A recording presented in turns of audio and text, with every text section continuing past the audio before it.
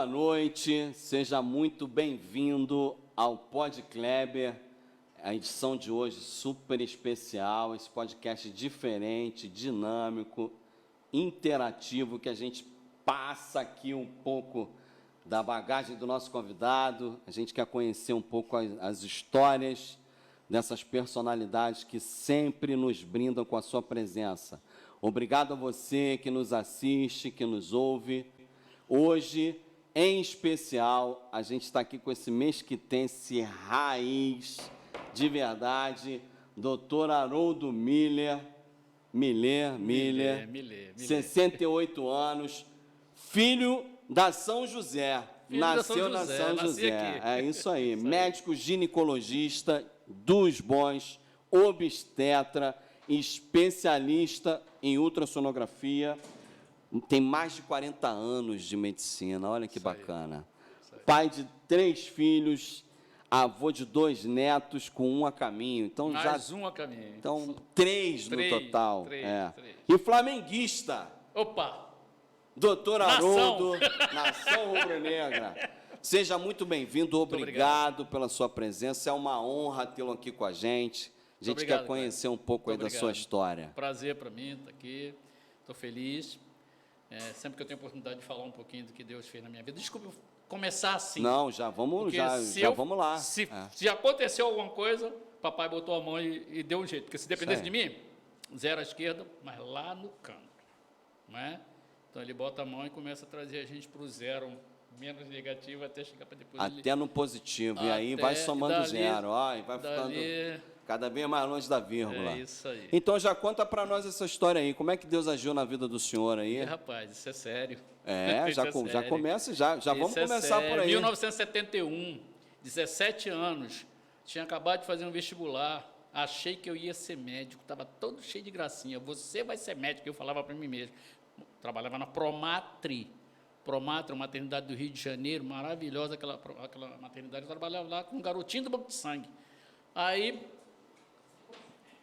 fiz o vestibular, todo animado. O que aconteceu, Kleber?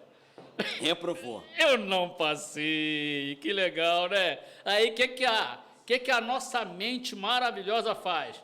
Você não pode. Não sou capaz. Desculpa, você é preto. Foi isso que entrou aqui no cabeção, naquela época, 40 tá. Você não pode, você é pobre, preto. Essa expressão que veio, não foi negro, não. Você é preto, você é pobre, você não pode. Sabe o que eu fiz? Tchau, medicina. Tchau, desistiu. Desisti. 1971, janeiro, eu já tinha largado tudo, já tinha saído da Promatri, sabe, aborrecido, chateado. Fui parar numa administradora de bens ali no centro da cidade, Londres e Sonhos, o nome da estrutura lá. Aí fui ser funcionário de um departamento pessoal lá. Janeiro, fevereiro, março, abril, maio, junho, julho, agosto, setembro. Rapaz, uma senhora aqui da igreja de Mesquita naquela época, Kleber, misericórdia. Eu vou falar um pouquinho de Mesquita era muito ruim, cara. Era ruim. Era. Ruim em que sentido? Kleber. Infraestrutura urbana. Kleber, eu morava, antes desse momento da Promatri, que eu nasci aqui, eu morava no Rocha Sobrinho. Água, Maria Fumaça, meu irmão. Ali a Maria Fumaça passava, aquele trenzinho, parava na estação, a gente saía correndo, subia na estação com uma lata d'água para encher de água potável, porque o resto era muito ruim. Era muito ruim. Minha diversão de final de semana era sair da minha casa, vir andando de noite, final de semana, ia até a praça ali do Banco de Areia, ficava tentando paquerar as garotinhas dali e voltava para casa. Essa era a minha diversão. Mesquita era difícil. Mas quando chegou em setembro de 1971, eu tinha desistido, não queria saber mais negócio de estudar, aí a dona lá, Silca, o nome dela, eu lembro muito bem. Ela virou, ô Haroldo, vamos lá na igreja de Mesquita, o Nazareno. Eu falei, vocês estão malucos, cara? Igreja, pô? Tá doido? Tudo quadrado. Minha cabeça, né? Ferrado, pobre pra caramba, não tinha nem o que comer, cara. Aí na semana seguinte, ela volta, cara, olha só que doideira. Insistiu. Ô, Haroldo, vamos lá na igreja. Eu falei, vou nada, tá maluca. terceira vez, quarta vez, quinta vez, sexta vez, que eu não aguentava então ela ver aquela insistiu mulher mesmo. na minha frente, toda semana. Aí na sétima eu era inteligente, Kleber. Aí eu falei, já sei o que eu vou fazer. Tem alguma coisa aí, não, né? não. Eu Arquitetou. arquiteturei o plano. É isso? Deve ser, né? Arquitetei. Arquitetei? É. Ih, rapaz, falei que o negócio Vambora, esquisito. vambora. Arquitetei um É. plano. Eu vou lá, vou assistir o negócio lá na igreja, vou sentar no último banco, que se vier alguém me chamar para ver esse negócio de aceitar Jesus, esses trecos aí, sabe o que eu faço? Perto da porta, saída pela esquerda, me meto o pé. Fui assim, Já cara. foi com isso na Fui cabeça. assim, sentei lá no último banco mesmo, cara. E de lá entrando eu ficava fazendo assim, ó, para ela, ó. Me vem aqui, quando tu me olhar, eu mando o meto o pé. Mas aí as coisas de Deus são diferentes das nossas coisas, os planos de Deus são diferentes dos nossos planos, não tem o que fazer. No meio do culto lá, né, não conhecia nada. Alguém pega o microfone, canta uma música, e a música diz assim, no coro aí, ferrou, tem que repetir. Porque ele, Deus, me ama a mim. Eu falei, a mim não, pode não amar o Kleber. A mim não. Menos a mim. Menos a mim. Aí toca lá um negócio, porque dele me ama a mim, ele me ama a mim. Eu falei, ferrou. Aí o culto terminou, as pessoas foram embora e tal. Eu falei, o que eu faço agora? Já terminou até o culto, tinha umas 6 pessoas na igreja. Pô, para quem queria ir embora Pra rápido. quem queria ir embora rápido, aí eu fui lá na frente, procurei uma pessoa conhecida, falei, cara, uma senhora, uma pastora, falei, pô, tá acontecendo alguma coisa estranha aqui, eu não sei o que é. Aí a mulher meteu, o que eu não queria ouvir, né? Meteu o dedo na minha cara e falou, Jesus está falando com você. Você quer aceitar Jesus como seu Salvador?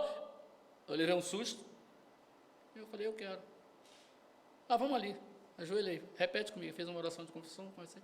Levantei, pobre, ferrado, sem dinheiro, sem nada. Mas olha que eu quero falar uma coisa para você, cara. Aqui dentro, eu me senti o cara mais forte do universo. Eu me senti o cara mais capaz de fazer qualquer coisa. Eu falei para mim mesmo naquele dia, eu posso fazer qualquer negócio. Qualquer negócio. Isso era setembro de 1971. Voltei a estudar, estudei setembro, outubro, novembro, dezembro. Fiz vestibular. Passei para Souza Marques, que hoje está 11 conto por mês. Eu não tinha dinheiro para comer, cara. Mas o doido do meu pastor, o pastor Amadeu, que teve aqui com vocês, é muito doido. É. Eu fui reclamar com ele. É bravo. E ele falava assim, cara, vem cá, lê aqui. Abriu a Bíblia. Lê aqui. Aí eu li. Nem olhos viram, nem ouvidos ouviram, nem jamais penetrou no coração do homem o que Deus tem preparado para aqueles que o amam. Eu não entendi direito. No outro dia eu fui lá de novo falar com ele. Eu passei no vestibular, cara. Eu não tenho dinheiro para pagar a faculdade. Lê aqui. Eu acho que ele só sabia esse versículo, não sabia mais nada. Acabei aprendendo. A grande verdade, para encurtar a história, eu ganhei uma bolsa de estudo integral. E eu fiz meu curso de medicina. Não dá para explicar, o tempo não permite, mas aconteceu. Por isso que eu falei, se Deus não entra, não dá. Não dá. Aí vem uma mensagem para aquela garotada nova que está olhando, de repente até está ouvindo a nossa conversa aqui. Sim. Mas então você ganhou uma bolsa e aí ficou tudo fácil, é molezinha. Molezinho, caramba! Molezinha nada, cara, eu trabalhei pra caramba, então olha só, tem que trabalhar. Deus vai abençoar, Ele vai te dar forças para você adquirir riqueza. Está escrito isso. Eu sou o Senhor que te dou força para você adquirir riqueza. Caramba, eu comecei a trabalhar, trabalhei para burro, fui para o Citibank, outro milagre, fui trabalhar no Citibank. Citibank há 48 anos atrás, que é quando eu estava começando, assim que eu formei, eu fui trabalhar no Citibank. Eu entrava no Citibank 6 horas da manhã, 6 horas da noite, 18 da tarde. Vindo da Souza Marques, que era no Catete, estudava o dia todo, vinha andando do Catete até Praça Mauá, andando, porque eu não tinha dinheiro para passagem, vinha andando, eu entrava no Citibank correndo, porque lá tinha lanche, eu comia, era lá que eu comia, o dia todo, comia lá, largava do banco 1 hora da manhã, 2 horas da manhã, na Praça Mauá, meu irmão, ali, Presidente Vargas, esquina com o Rio Branco, saía aquela hora, ia lá para a Praça Mauá esperar o ônibus que vinha para Mesquita, e vinha para cá, saltava aqui, a única cidade do mundo que apareceu no Guinness, que tinha uma rodoviária na contramão, era Mesquita, procura lá depois. Aí eu saltava ali, entrava na Rua Ciência e vinha andando 2 horas, 3 horas da manhã para poder ficar correndo para entrar em casa com medo de ser assaltado, entendeu? E era assim. E aí no dia seguinte saía que horas? 6 horas da manhã, porque a minha aula começava às 7h30, e eu não tinha carro. E eu não tinha nem dinheiro, esperava às vezes até carona para ir embora para o cadete. Ia lá. Então, E essa rotina tem que ficou trabalhar. quanto tempo, mais ou menos? Rapaz, eu fiquei até mais ou menos o 4º ano de medicina na Batuta. Depois alguém arrumou um lugar para eu dormir, porque eu fiquei no Citibank até me formar. Eu só saí do trabalho noturno quando eu formei. Mas aí facilitou, né? Já tinha um espaço para dormir. Já tinha um espaço para dormir, ficou mais tranquilo, mas ainda era duro. E o curso de medicina nessa época? A gente está falando aí de iniciozinho da década de 80, né? Iniciozinho, acredito 1978, que eu formei, quer dizer, você traz um pouquinho para trás. Formou em 78, 1972 eu entrei na faculdade. E toma de então, pau. 40 anos atrás. Toma de pau. Não tinha, acredito que não tinha essa. Hoje, teoricamente, ainda é um curso bem difícil, bem disputado, mas imagino que fosse mais, né, mais difícil. Era muito difícil. Você se formar era difícil, porque Souza Marques é uma das faculdades melhores que a gente tem por aí, em termos de faculdade em particular. Está entre as boas particulares. Né? Então, a exigência para conosco era muito grande. Como é que eu estudava, Kleber? Fala para mim. Como é que eu ia para o banco, saía 2 horas da manhã, como é que eu estudava para fazer prova no final de semana lá? Cara, era uma doideira. Relação, né? Alexa na Paraíba está nos acompanhando aí. Audiência na Paraíba, viu? Eita, logo ali. Bacana. E por que ser médico? De onde saiu esse desejo? Boa pergunta, gostei. Quando eu tinha 14 anos, realmente a situação, morava em Mesquita, situação muito difícil. Uma prima minha que trabalhava na Promatre virou e falou assim: Haroldo, você quer trabalhar na Promatre? Promatre, gente, para quem não conhece, era uma maternidade famosa no Rio de Janeiro. Super respeitada. Muito respeitada, né?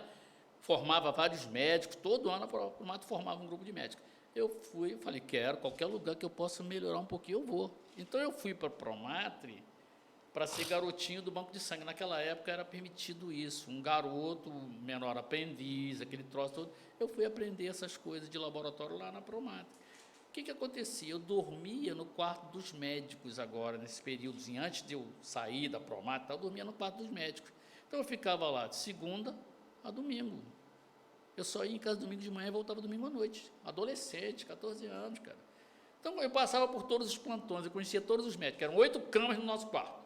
Uma era minha, 7 dos plantonistas. 7, e eu ficava na minha, a cama minha era minha, pronto. Aquela lá era tranquilo.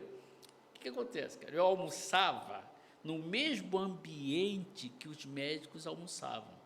Cara, o olho brilhava, né? Naquela época, médico usava branco. Hoje o médico não usa tanto branco, mas naquela época todo mundo andava vestidinho de branco e tal. Aí eu estava na mesa dos funcionários aqui, tinha a mesa dos médicos na minha frente. Eu olhava para os caras, meu olho brilhava, pô. Cara, você gosta desses caras aí. Eu falava, foi aí que eu tomei a paulada do vestibular, que eu falava, eu vou ser médico, eu vou ser médico, eu vou ser médico. Pô!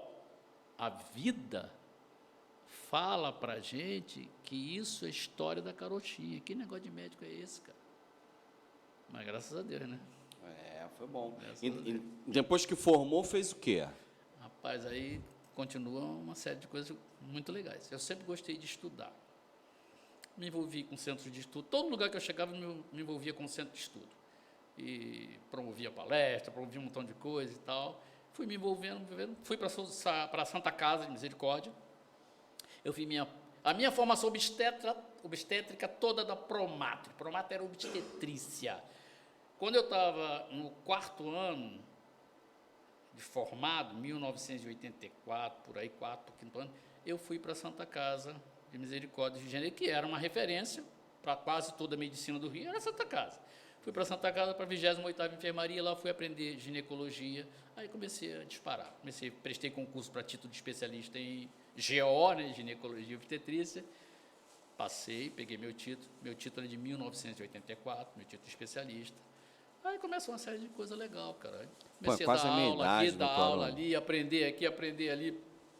E a coisa evolui. Comecei a fazer ultrassom. O ultrassom foi... na Promatre, o ultrassom da Promatre foi o 3º ultrassom do Rio de Janeiro. Nossa. Tu consegue conceber isso? O 3º ultrassom do Rio de Janeiro. Imagina que tipo de clientela que a gente recebia lá. E eu era de lá. Entendeu? Fui trabalhar lá, cresci Passou no a ser ultrassom referência. lá, passamos a ser referência. Eu era funcionário, eu era médico do ultrassom. Aí, de novo, eu boto o dedinho. Aí eu comprei o ultrassom. Olha isso. Começou Passei a ser o dono do ultrassom. Eu era chefe de plantão, na realidade, eu era subchefe, mas algumas vezes o chefe faltava, eu era chefe de plantão da Promato, quinta-feira. Quinta-feira. Aí, numa determinada quinta-feira, uma colega minha, não vou citar o nome, ela desce com uma paciente para a gente examinar no ultrassom. Eu examinei e tal. Aí ela me chamava de Haroldinho. Ela falou assim, ô Haroldinho, você bem que podia ensinar isso para a gente, hein? Eu falei, arruma mais 2 que eu ensino. Ela saiu e voltou com mais 2. Foi a minha primeira turma de ultrassom. Eu já dou aula de ultrassom há mais de 40 anos. Na realidade, o primeiro curso assim, que realmente se apresentou no mercado foi o nosso curso de ultrassom. E até hoje a gente dá aulas de ultrassonografia. Tem pouca rodagem aí, né? Muito pouca, cara. Muito pouca. Nossa.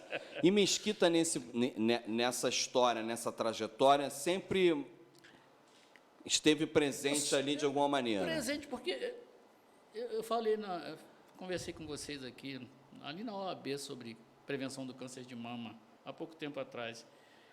E eu falei, pô, eu sou morador daqui. Eu frequento a igreja de Mesquita há 51 anos. 51 anos, cara. Então, toda a minha vida foi aqui. Todos os meus sonhos cresceram aqui. Eu sou um sonhador, cara. Sonhador aqui de Mesquita.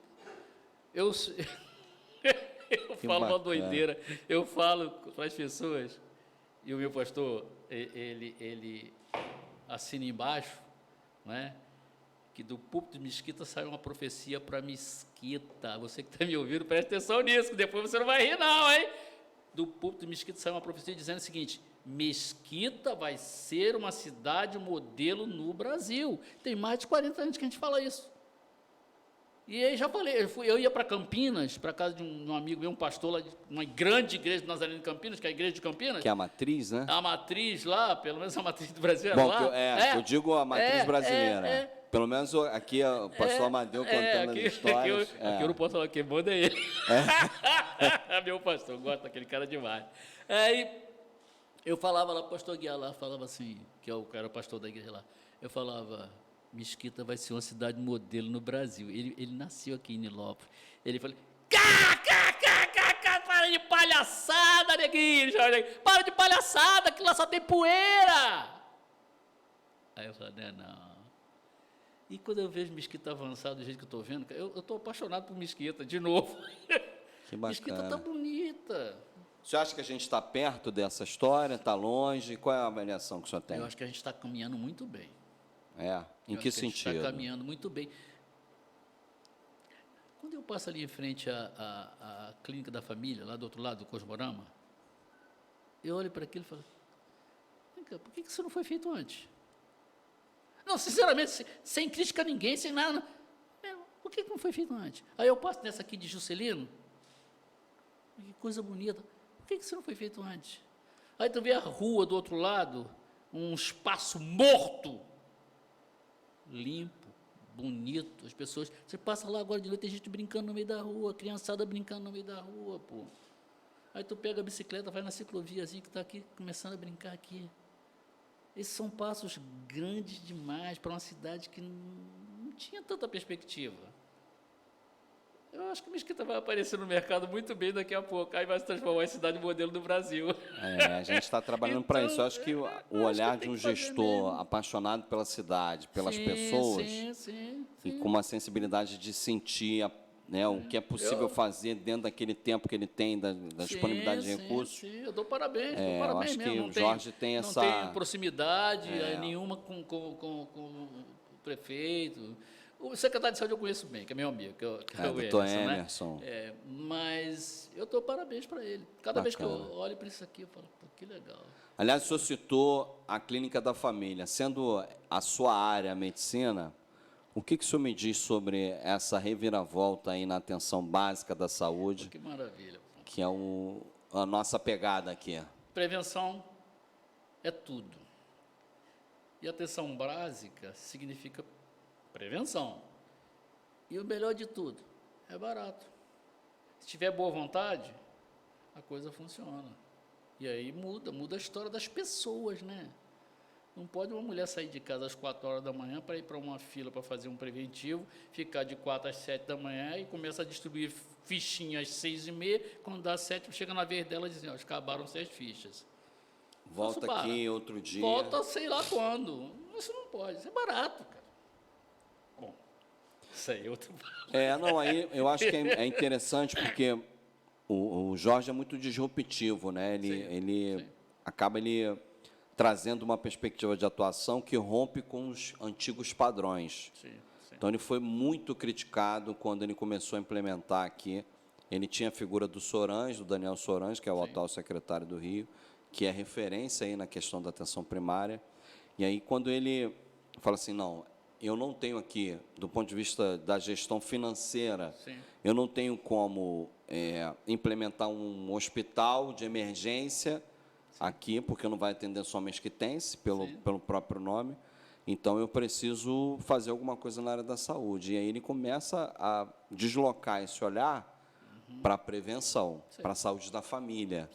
Né? Só morre em Mesquita vítima de algum tipo de acidente, que aí é uma fatalidade, ou aquele que não se previne de forma nenhuma. Com certeza. Aí, é claro que a gente entende que é um processo também, né? Sim. A gente tem alguns desafios, sobretudo no atendimento, é um desafio, não só na saúde, mas de um modo geral, e na forma como a população também se comporta. Isso também é um desafio. Porque, assim, a pessoa marca o exame, aí não vai. Ou, quando vai, não pega o resultado. Isso. É reeducação, não tem jeito. Pois é, isso é processual. É processual. Porque aí você tem um nível de investimento que é feito... E é preciso que eles acreditem também. Pois é. O processo faz parte também. Isso faz parte do processo. Exatamente. Você ofereceu, mas ela ainda não acredita, ela acha que tem caô no negócio. Não tem, vai funcionar. Agora, não pode parar. Sim.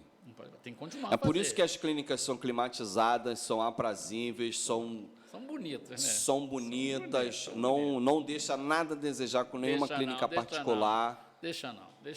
Então, isso não é só no Cosmorama, como o senhor citou, em Juscelino, é também lá na Chatuba. Lá eu não conheço bem, ainda não fui lá para ver lá. Mas o padrão, o modelo é o mesmo. Maravilha. A identidade visual é a mesma. É claro que o tamanho da região vai variar de acordo com o tamanho. Bom, eu não sou especialista, estou dando aqui... Sim, entendi. Aproveitando a sua palhinha aqui, mas, pelo que a gente entende, o Jorge faz reunião semanal de secretariado. Então, a gente acaba conhecendo as políticas das outras pastas por conta disso. Mas a gente entende que é realmente processual. Sim, com certeza. Então, nessa linha de dedicar um espaço, né, para que a coisa vire, a chave mude, né, a coisa avance, a gente percebe que Mesquita realmente ainda precisa avançar, a gente sabe dos gargalos, mas a gente entende que a gente está dando um passo de cada vez, né, lentamente. Se o senhor pudesse falar sobre a Mesquita que o senhor viu, por exemplo, nos anos... Não estou aqui querendo nenhum tipo de média, não, tá? Digamos assim. Eu quero que o senhor diga, por exemplo, o senhor falou, Mesquita só barro, lá o outro pastor fez menção, Nilopolitano, falou, sai para lá. Só tem poeira. Só tem poeira. A gente tem alguns gargalos, né? Por exemplo, a gente não tem muitos terrenos disponíveis que a gente possa fazer um trabalho de atração de, por exemplo, grandes empresas. A gente tem algumas coisas ainda. Mas o senhor percebe, se tivesse uma área que o senhor pudesse dizer assim, essa área eu acho que vai bombar em Mesquita, teria alguma área ou não, na sua perspectiva? Cara, o que eu vejo? Eu vejo o lado de lá de Mesquita, Cosmorama, Vilemil, Juscelino. A impressão, às vezes, que dá que nós temos dois momentos, tem o momento do lado de lá e o momento do lado de cá, entende? A impressão que eu tenho é que aquilo ali vai crescer. Eu não sei nem se por intervenção do Estado, o Estado que eu digo é... Prefeitura. Ou se a própria comunidade, a própria população está começando a... Você vê que as pessoas estão querendo investir no comércio dali, fazer alguma coisa nesse sentido.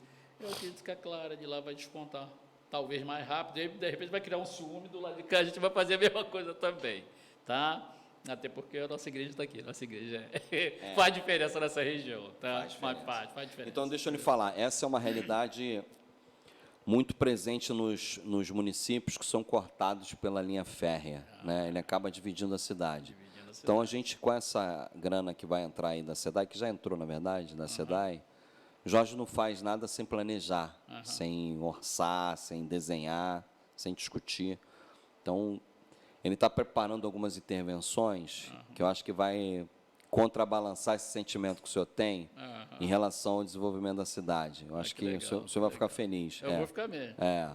Eu já estou, mas eu vou ficar mais. Vai ficar mais feliz, porque eu acho que vai equilibrar um pouco essa questão desenvolvimentista, porque a gente percebe de fato que, por exemplo, a gente tem a ciclovia do lado de lá, ciclovia da Avenida Baronesa, que a gente consegue ter um equipamento mais estruturado de atendimento ao munícipe, cujo entorno a gente percebe que a iniciativa privada tem se apropriado. É o nosso desejo.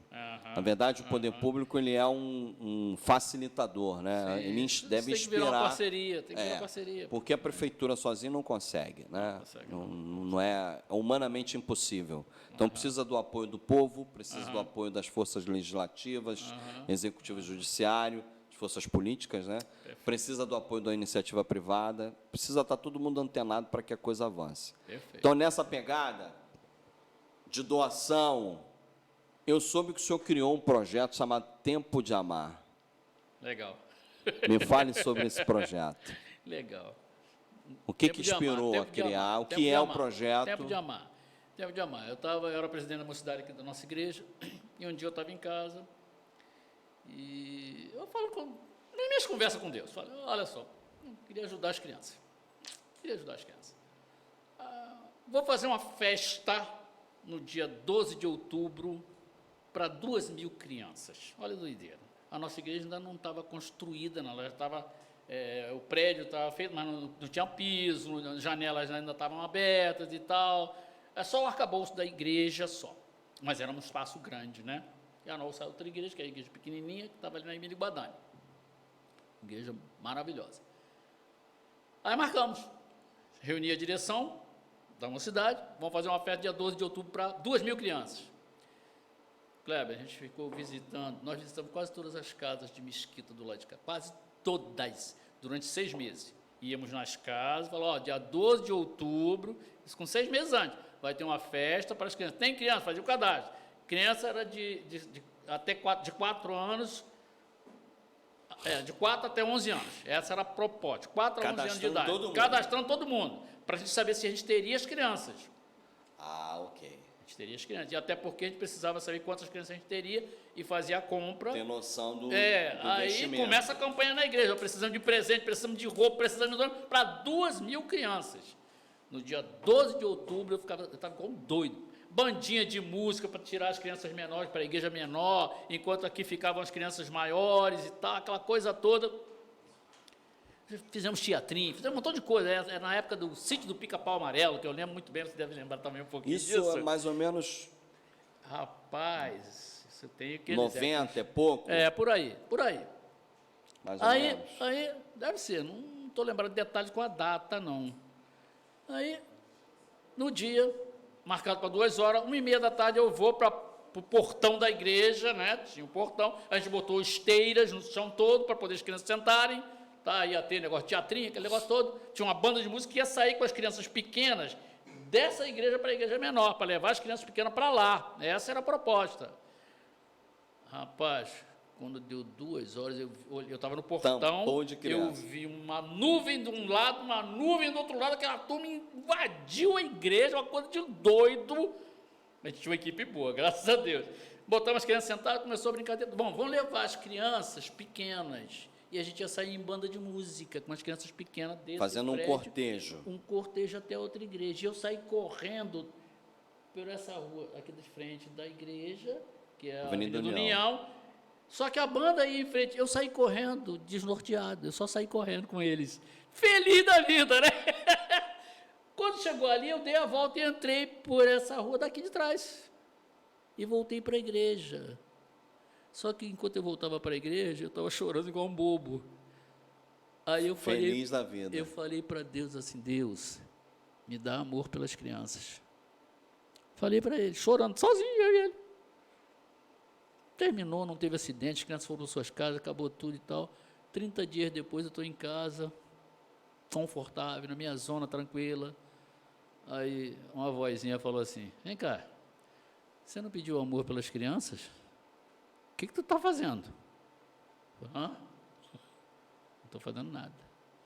Kleber, a partir daquele momento, eu passei a acordar às 5 horas da manhã. 30 dias.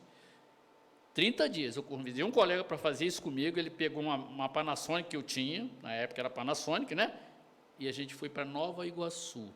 Eu fui para debaixo de viaduto, eu fui para debaixo de tanta coisa que tinha em Nova Iguaçu lá, para passar em lugares para ver se tinha. Isso por volta de 5h30, 6 horas da manhã, vendo criança deitado na grama, se forrando com lençol. Uma loucura. Uma loucura. E comecei a entrevistar crianças. Olha que maluquice, cara. Entrevistar crianças. Até que um dia eu passo em frente à estação de Nova Iguaçu, tinha uma escadinha ali, tinha um garoto sentado no 3º degrau, 4º degrau. Eu passo por ele, olhei, um moleque de 10 anos. Olhei para ele, achei estranho. Voltei e falei, e aí, cara, tudo bem? Ele me olhou através. Quer dizer, aquele olhar que atravessa você, mas não vê nada. Aí eu insisti em falar com ele. Ele estava com uma banquinha de engraxate. Insisti, ele desce da escada, se agarra nos meus pés e fala assim, moço, me leva para sua casa. Rapaz, aquilo foi duro demais. Não podia, né? Aí tirei ele, assim, com muita delicadeza, tirando, falei, filho, eu não posso te levar para minha casa. Aí surgiu a ideia do projeto. Mas foi uma pancada, né? Surgiu a ideia do projeto Tempo de Amar. Nós fomos para o condomínio Pierre Planchet, que era uma comunidade que a gente tem aqui. Tinha, não, acho que não tem mais. E eu fui para dentro da comunidade e comecei a trabalhar com as pessoas. Aí aqui tinha o colégio, tinha um colégio aqui abandonado. Como é que era o nome daquele colégio, Lisete? Bem aqui, abandonado. Ali tinha um montão de crianças. Tinha 40 famílias morando aqui. Aqui, esqueci o nome do colégio. Onde é o colégio? Silveira Leite? Não, Silveira Leite não, não é. Não, Miguel Couto não. Não é Miguel Couto não. Aqui perto. Aí, eu não sou igual o pastor Amadeu, não. A memória do pastor Amadeu é maravilhosa. A minha não é não. Memória do A pastor Amadeu é surreal. A minha não. E a gente entrou ali dentro daquele colégio e ali a gente começou a pegar crianças. Eu tinha uma casa no Banco de Areia. Eu já podia ter uma casa, minha mãe morou nessa casa, minha mãe faleceu ali e aquela casa estava parada. Eu falei com o pastor, essa casa pode servir para a gente começar o projeto Tempo de Amar. E ali a gente doou a casa, eu comecei a pegar as crianças, levava para lá, ali a gente dava café, almoço e janta, escola, e etc. E tá, maravilha. Hoje tem quase entre 40 e 50 crianças que vão para lá, uma estrutura, você foi lá, você deve Sim, ter eu visto, visitei maravilhosa lá, aquela estrutura. É um espaço não maravilhoso, era ONG, realmente. não, era né? uma estrutura da igreja, cuidada pela igreja, até hoje aquelas crianças são sustentadas basicamente pela igreja. Sim. A nossa igreja gasta Uma grana ali, uma grana todo mês para porque botar. tem uma logística ali, tem funcionário. Tem funcionário, tem um terrenão ali. Aquela Sempre foi aquele terreno, não? Que é enorme o terreno. Tem o terreno do lado. Aí cresceu ali, é um espaço grande. Aí, a segunda fase seria a fase preparatória técnica. Se dá o básico, depois se dá um técnico para ela para se preparar para sobreviver. Já, até para entender o que, que ela pode fazer. Isso, e a ideia sequencial é levá-los à faculdade. Essa é a ideia do projeto. O projeto tem um todo. Ele foi desenhado com um todo. Nessa tá? pegada. Então, a gente ainda está na primeira fase ainda. Muito boa, mas ainda é fase 1. Fase 2 está vindo. Mas aí a ONG está chegando para ajudar A ONG está chegando para ajudar, lógico. Vai ajudar e vai nesse ajudar processo. muito, entendeu? Isso é um porque processo. a estrutura é realmente muito boa. Tem que ensiná-los a sonhar. A hora que o olhinho dela brilhar é igual o meu. Brilhou, já era. Brilhou, vai, né? Brilhou, vai, entendeu? Brilhou, vai. Porque entendeu? vamos dizer, a gente entende, eu pelo menos sempre fui orientado nessa direção. A profissão que o senhor escolheu é uma profissão de doação, né, o tempo todo, é de serviço. Sim. É claro que é bem remunerado, considerando a atual realidade do país, mas o que se tem hoje, em termos de vocação, de perspectiva, dinheiro nenhum paga, né? Não paga. Não tem, Não assim, paga. não dá para monetizar esse tipo de intervenção. Não paga, não Então, paga. quando o senhor extrapola essa perspectiva profissional que o senhor tem para uma ação de caridade, digamos assim, de ensinar a pescar, que é claro que você está dando peixe, mas também, Tem se que você fazer. trabalha a questão de vamos ensinar um técnico e, de repente, levar para a faculdade. Sim. Você está ensinando a pescar ali, Sim, você quer que sim. ele pegue o peixe aqui e... Então, a gente também tem uma dimensão do quanto é interessante a gente ter... A gente falava sobre isso, né? A gente procurar inspirar, sobretudo os mais jovens, Sim, de que é possível, né? com certeza. Não é impossível, é difícil, mas não é impossível. Sim. Então, E- precisa trabalhar, precisa conectar com pessoas que vão te ajudar nesse processo. Você precisa de alguém para ajudar você a mudar a sua mente. Porque Ampliar esse a sua mente, às horizonte. vezes, está muito limitada. Então, você precisa de alguém para fazer você ver de outra maneira. Eu não conheço um camarada igual ao pastor Amadeu Teixeira. Eu não conheço. Eu conheço ele. Porque eu o vejo fazendo isso há 51 anos. Ele chega em Mesquita com 23 anos de idade, duro igual coco, meu irmão. Vai morar num 2x2. E no 2x2 dele, ele fala, ele estufava o peito, ele sempre fez isso. Eu conheço estufando o peito há 51 anos, estufava o peito, eu vou fazer! Aí você vai, tu vai fazer como? Tu não tem nada, pô. Eu vou fazer. E você vai fazer. E quando ele me mostrava o versículo na Bíblia, ele ficava no meu pé, enchendo minha medida lá. Você vai, você Martelava consegue. ali. Você vai, você consegue. Aí me deu uma frase, que eu fiz uma frase, botei num negócio lá, numa moldura, e botei lá na clínica. Nós vamos construir o maior hospital do Brasil, Kleber. É outra doideira que eu te falei que eu tenho uma doideira na minha cabeça, eu tenho uma doideira aqui, cara, que eu E aprendi onde com vai ser ele. isso aí? É do Brasil, meu irmão. É o maior hospital do Brasil. Tu não Caraca. tem noção do que é isso. Por isso que se Mesquita virar cidade modelo, Mesquita vai fazer parte desse projeto. Que Por isso que eu estou empolgado, cara. Que bacana. Mas eu, quando chegava na casa dele, que falava essas coisas, ele sempre me fazia sonhar. Sempre me fazia sonhar, cara. Aí eu botei na frase assim, ó. Sonhadores ajudam outros sonhadores a sonhar. É isso que eu tento fazer com algumas pessoas. Eu nunca saí da casa dele sem que me desse um livro. Leia. Interessante. Leia. Leia. E eu li. Hoje, eu não deixo ninguém sair de perto de mim se eu tentar dar um livro para ele. Leia, porque fizeram comigo, eu estou fazendo com alguém. Interessante. Entende? Eu estou repassando essa brincadeirinha aí, vamos fazer. Diz aí, que a gente não deve gastar tempo com quem não sonha, né? Porque se você vai contar o teu sonho para quem não sonha, naturalmente ele vai jogar areia nessa história, porque não sonha. O cara não sonha. Então fica difícil ele replicar. Pois é, mas a gente tem que atropelar esse cara. Atropelar no sentido seguinte, não quer, meu irmão, é contigo. Fica na boa Fica aí, lá, vamos seguir. sabe? Mas a gente vai continuar ajudando. A gente vai continuar ajudando. Eu tentei ajudar 3 crianças do Projeto Tempo de Amar. 3. Rapaz, era muito difícil, cara. Era muito difícil. Na época eu tinha uma Blazer, eu botava um moleque da minha Blazer e levava lá todo dia de manhã, levava lá no banco de areia para depois ir trabalhar. Tá rolando? Tá rolando? Era assim que a gente fazia, botava e levava todo dia. E tinham 3 irmãos. 3 irmãos, filhos de pais diferentes, mas de uma mesma mãe. Olha a desgraça, às vezes, como é que acontece.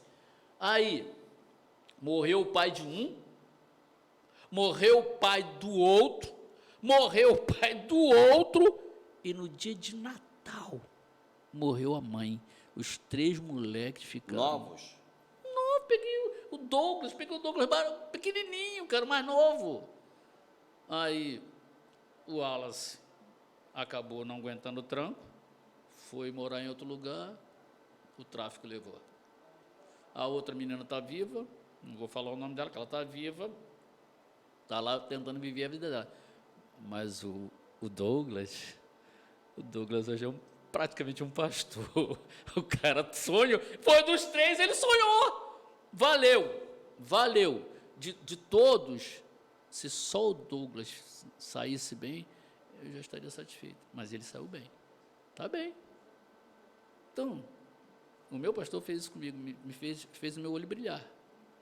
Meu olho brilha até hoje, cara. Legal. Eu estou com 68 na lata. Tu está pensando que eu estou dando mole? Estou não, cara. Estou não. Eu estou com 68 pensando em construir, pensando em fazer. Estou falando do maior hospital do Brasil. Tá sonhando, né? Eu estou Tá sonhando, eu estou sonhando. Eu estou sonhando com você que tem 18 cara. aí, tá aí, não quer sair do sofá. Moleza, Você tá com 68 aí, dormia 2 horas por dia. Cara, tem um legado aí, uma história. Não sei nem por onde olha. Qualquer lugar. Qualquer lugar, tem É para ali, pronto. Vou olhar para ali. Olha só. Não sei que horas tem. 10 para as 9. 15 para 9. 10 para as 9. 15 para as 9. Eu vou chegar em casa hoje. Aí? Não. Eu vou chegar em casa hoje, eu ainda vou preparar uma aula que eu tenho que dar amanhã à noite. Eu ainda vou até meia-noite hoje. E amanhã eu só termino, eu começo a aula às 8 da noite, só termino às 10 da noite. São 2 horas de blá, blá, blá, blá. Tu tá pensando que é moleza? Não é moleza não, irmão. Deixa eu falar um negócio para você. Isso eu quero terminar com esse negócio aqui. Sim. Eu fiz minha pós-graduação na Santa Casa. Eu fiz todos os concursos para título de especialista em ultrassonografia, pelo Colégio Brasileiro de Radiologia, pela Sociedade Brasileira de Ultrassonografia e pela Federação Brasileira de Ginecologia e Obstetrícia. Eu tenho todos esses títulos. Tu acha que eu parei? Não, porque eu quero estar liderando o maior hospital do Brasil, eu tenho que estar preparado para fazer isso. Aí, sabe o que eu fiz? Tentei fazer mestrado aqui no Rio de Janeiro. Eu não consegui. Para fazer mestrado no Rio de Janeiro, eu teria que trabalhar para o pessoal do mestrado de segunda a sexta, de 8 às 5, e eu ia comer o quê? Aí eu larguei de mão. 10 anos tentando desistir. Aí um dia um colega vira para mim do centro cirúrgico e fala assim: ô, Haroldo, Jorge Luiz, o nome dele, posso citar porque esse cara eu gosto dele pra caramba, meu anestesista. Ele falou assim: ô, Haroldo, você não queria fazer teu mestrado? Eu falei: queria, cara, mas cansei. Ele falou: está por surgir uma oportunidade para aluno especial lá em Botucatu, Faculdade de Medicina de Botucatu, lá em São Paulo, Unesp. Eu me inscrevi e fui aprovado. Eu fiquei 5 anos indo a Botucatu, 5 anos. Peguei meu título de mestrado. Eu sou mestre em ginecologia e obstetrícia e mastologia pela Faculdade de Medicina de Botucatu, Unesp. Depois disso eu falei: eu quero fazer meu doutorado. Aí não consegui no primeiro ano, não consegui no segundo ano, não consegui. No 5º ano, depois que eu terminei o mestrado, abriu uma vaga para mim lá em Botucatu. Eu fui para lá. E agora, dia 17 de junho desse ano, eu apresentei minha dissertação de doutorado e hoje eu tenho o título de doutor em medicina pela Faculdade de Medicina de Botucatu, Unesp. Eu nasci aqui nessa cidade, cara. Que bacana. Eu tenho um título que... Vai procurar quantos doutores tem aqui em Mesquita. Doutor. Médico é uma coisa. Não, eu fiz pós-graduação... Doutor com doutorado, nem médico nem advogado. Nem... Desculpa falar dessa forma, mas... Não, mas é isso. Mas olha só... De Rocha Sobrinho... De Rocha Sobrinho, isso. De Rocha Sobrinho. Né, um bairro que hoje a gente ainda tem muita pobreza ali instalada. Tem muita pobreza, o Estado não entrou lá ainda, né? O Estado, prefeitura, que eu digo. Vai entrar. Mas a gente está desenhando lá algumas políticas públicas nessa área. A gente vai fazer a reforma do Campo do Estrela, a gente vai criar a escola de circo lá dentro. Maravilha. Então a gente tem a clínica da família sendo desenhada, creche, escola. Então, assim, o Estado está entrando ali. Então, mas um mesquitense raiz de Rocha Sobrinho, é isso aí. Né, que vira doutor em obstetrícia, ginecologia. É isso. Isso é uma história maravilhosa, que precisa ser divulgada, porque, sim, de fato, a gente precisa mostrar que é possível, sim. Claro que é difícil, mas é possível. É possível, não tem moleza. Eu estava conversando com o vamos aumentar essa perspectiva aí. Não tem moleza. Tem que trabalhar, não tem que trabalhar, cara. Quer mole, senta no pudim, não é verdade? Deve ser.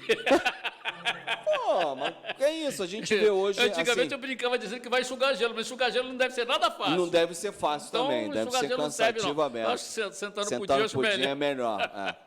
Então, assim, E hoje a gente percebe também que até as faculdades, as estruturas acadêmicas facilitaram muito o acesso. Sim, facilitou. Até por uma questão de democratizar esse acesso também, é importante. Né? São políticas públicas compensatórias importantes, mas é possível e a gente precisa querer fazer. Então, o nosso papel aqui, nesse podcast interativo dinâmico, é a gente mostrar que é possível fazer, inspirar as pessoas, e histórias como a do senhor, eu acho que abrilhantam demais a nossa história aqui, a nossa trajetória, porque a gente percebe que, assim, se hoje a gente tem a condição que Mesquita tem hoje, é graças a histórias como a do senhor, que é uma cidade melhor para se viver, para se criar, né, os filhos, construir as redes de sociabilidade, né? Viver aqui, mesmo que não trabalhe aqui o tempo todo, mas vive aqui. Então, é importante valorizar a cidade que se vive, o espaço onde você está ali se relacionando, a igreja, o que for, os espaços de convivência. Então, assim, muito interessante ouvir o senhor, viu? Obrigado. Muito legal. Já sei que um dos lugares que o senhor mais gosta é a ciclovia da cidade, na Avenida Baronesa de Mesquita. Eu gosto de Mesquita, eu estou apaixonado assim, pelo que eu estou vendo. Gosto mesmo. Cada dia que eu passo aqui, eu trabalho por aqui, né? Eu trabalho na Posse, eu trabalho no Mariana Bulhões, não é? Eu trabalho na maternidade de Marisca Ribeiro, lá em Bangu. Então, eu trabalho em alguns lugares. Então, roda bem, né? Eu tenho que passar por aqui todo dia. Quase todo dia eu tenho que passar por aqui. Entende? Então, eu gosto aqui. Domingo, a igreja, eu estou aqui, estou chegando aí. Domingo agora eu vou estar lá de manhã, entende? Mas às vezes está numa conversa técnica e a gente falar algumas coisas de Bíblia, não tem como fugir disso não, camarada. Tem não.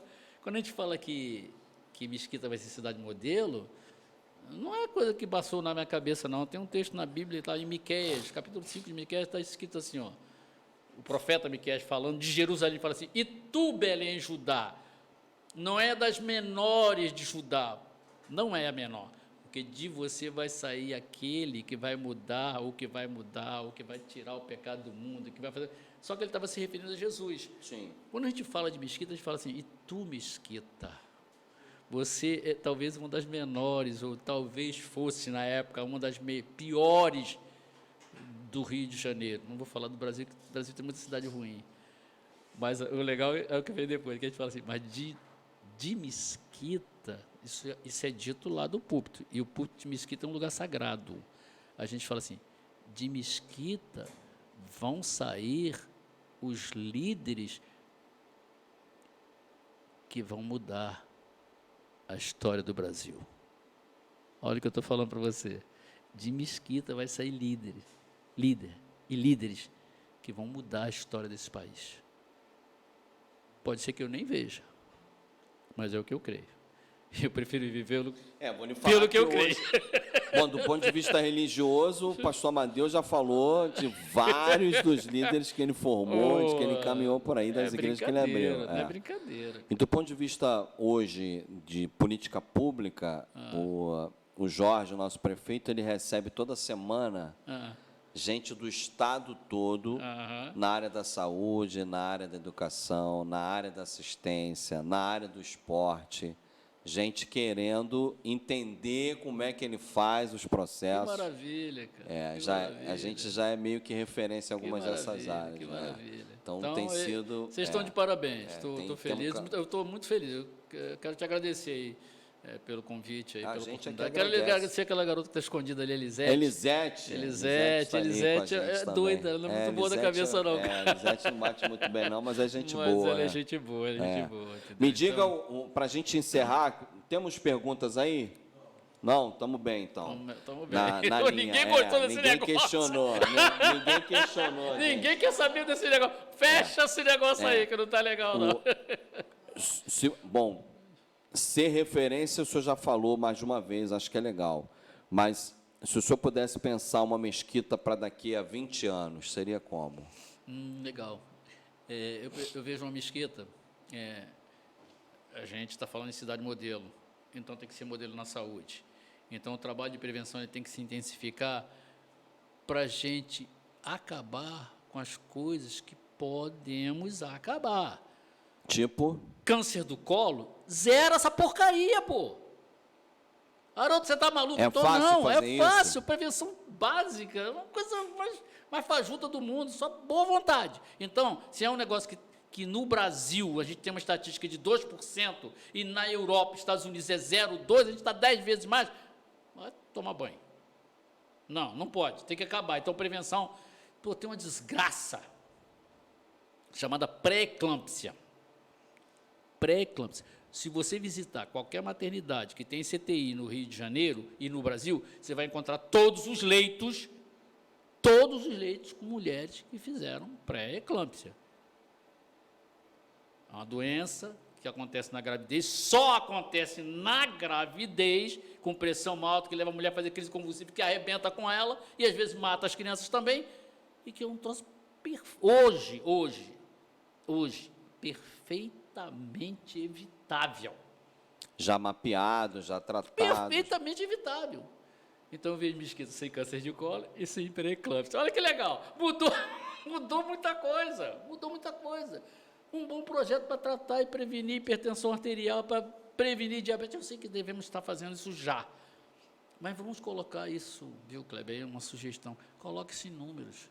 Mas traz o número de dentro da secretaria. Deixa as pessoas saberem que, assumiu o governo, nós tínhamos tantos hipertensos, nós tínhamos tanto diabético, sem assistência. Hoje a gente já tem... Hoje a gente tem um programa chamado Hiperdia, que é diabetes, hipertensão, que entrega remédio, regula direitinho, funciona bem. Não vai controlar? Funciona bem. Vai controlar. E do ponto de vista do nosso... mortalidade, a gente já controlou mortalidade, a então, gente né? tem aqui do nosso quadrado, que é o esporte, a gente tem vários programas aí, oficinas que acontecem na Vila, na Praça PEC, na Escola Municipal de Arte da Chatuba, aqui na sede da Secretaria, e nos campos que a gente está reformando, trabalho com a terceira idade. Maravilha. Na área de ginástica, pilates, hidroginástica, quando tem piscina, no tênis clube também. Então, a gente tem trabalhado. A gente tem um programa em especial que chama 60 a mais. É uma parceria que a gente fez com a área de fisioterapia. A gente quer autonomizar o idoso que é fragilizado, tanto do ponto de vista cognitivo quanto motor. Então, a gente promove estímulos a esses idosos para que ele adquira a autonomia. Maravilha. Então, a gente tem caminhado direitinho. Então, passa a falar isso em tu, Mesquita, né? Então, a gente tem caminhado bem. Que legal. Então, de nossa parte aqui, a gente fica muito feliz com a oportunidade desse papo agradável. Que legal. Gente boa demais. Muito obrigado pela presença aqui com a gente. Prazer. Seja sempre bem-vindo. A hora que quiser, a gente está disponível aqui, tá? Tranquilo. Agradeço essa garotada aí da técnica, aí vocês são muito simpáticos. Essa minha equipe, eu diria que é a melhor do Brasil, viu? Aí, tá vendo? Que legal. Já faz parte. Pois é. Muito obrigado a você que nos assiste, nos ouve. A gente esteve aqui hoje com o doutor Haroldo, nosso mesquitense raiz aí, ginecologista, obstetra. Dê sua boa noite aí, suas saudações finais, doutor Haroldo. Isso aí, gente. Eu vou deixar para vocês o versículo que eu botei lá na minha... nós temos uma clínica ali em Anchieta. Deu a referência aí. Divisa de Olinda com Anchieta, tem uma clínica bem grande, Cardoso de Castro 273, tá? E a nossa parede de fundo, ali passa 50 mil carros todos os dias.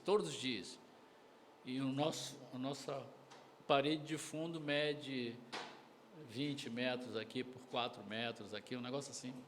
Então, eu mandei fazer um painel bem grande. E nesse painel, eu não fiz propaganda da nossa clínica. Nesse painel, eu escrevi o versículo que o pastor Amadeu fazia, eu lia todos os dias.